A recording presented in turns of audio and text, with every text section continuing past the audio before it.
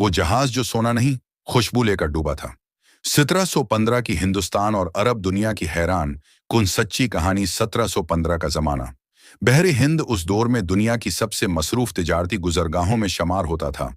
अरब, हिंदुस्तान, फारिस और अफ्रीका के ताजिर उन्हीं समंदरी रास्तों से सफर करते थे।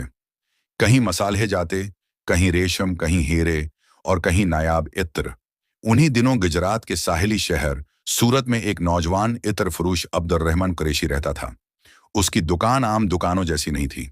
लोग कहते थे कि उसके पास ऐसी खुशबुएं हैं जो इंसान को बरसों पुरानी यादें याद दिला देती हैं। कोई इत्र बारिश जैसा महसूस होता, कोई सहराई हुआ जैसा, और कोई ऐसे जैसे किसी पुराने महबूब की मौजूदगी। अब्दुर्रहमान की सबसे कीमती चीज एक छोटी सी शेशी थी जिसे वो रूह शब कहता था। वो इत्र इतना नायाब था कि सिर्फ बादशाहों और अमीरों को दिया जाता। कहा जाता था कि उसे बनाने के लिए हिंदुस्तानी फूल, यमनी लोबान, अरबी ऊद और तरक्की के गुलाब एक खास तरीके से मिलाए जाते थे, और यही वजह थी कि उसकी खुशबू कई दिनों तक कपड़ों में जिंदा रहती थी।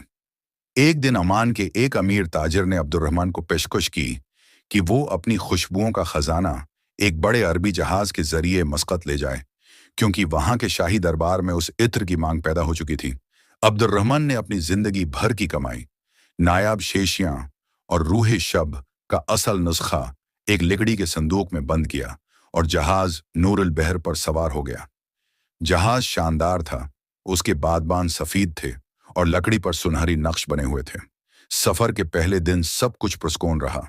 समंदर आईने की तरह साफ था, मगर तीसरे दिन अचानक मौसम बदलने लगा। आसमान स्याह हो गया, हवाएं चीखने लगें और समंदर की लहरें दीवारों की तरह उठने लगीं।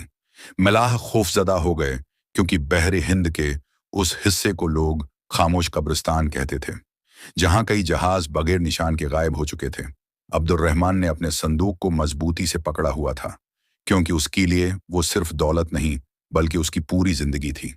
रात गहरी हुई तो तूफान मजीद खतरनाक हो गया।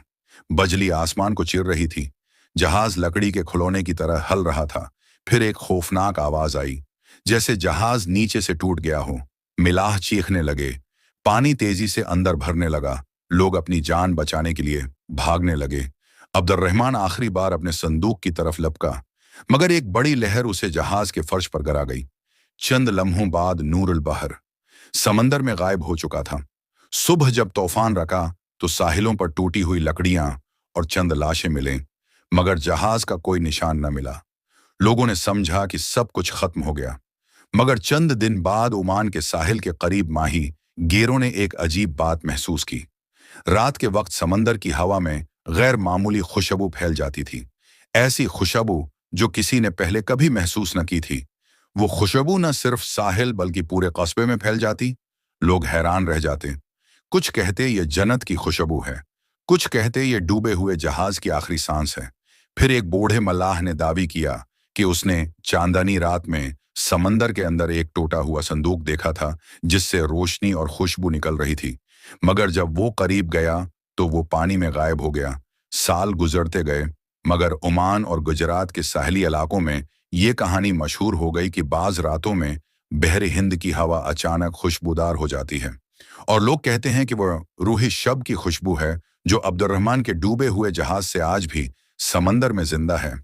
यही वजह है कि यह कहानी आज भी मोस्ट ट्रेंडिंग तारीखी राजों में शुमार होती है, क्योंकि कुछ खजाने सोने के नहीं होते, वो खुशबू की तरह वक्त में बिखर जाते।